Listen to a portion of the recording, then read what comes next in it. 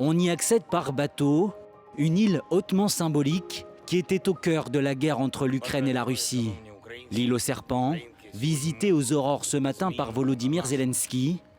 Entouré de soldats, le président ukrainien a déposé des fleurs devant un mémorial. Je veux remercier d'ici, de ce lieu de victoire, chacun de nos soldats pendant ces 500 jours.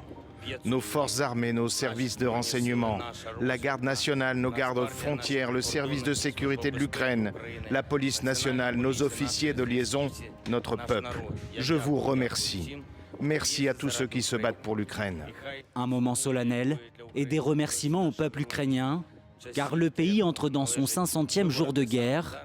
L'île aux serpents, un choix qui n'est pas anodin car peu après le début de l'invasion de l'Ukraine par les hommes de Vladimir Poutine, l'armée russe s'était emparée de ce petit caillou grâce au navire de guerre russe Moskva, un croiseur qui avait à l'époque capturé des soldats ukrainiens avant d'être échangé par des prisonniers russes. Quelque temps après, le croiseur russe avait coulé dans la mer Noire après avoir été touché par des missiles ukrainiens. De son côté, Moscou avait seulement évoqué une explosion à bord, mais avait dû abandonner l'île en juin 2022. Une vidéo publiée par Volodymyr Zelensky sur les réseaux sociaux, dans laquelle le président ukrainien l'affirme, son pays remportera la guerre.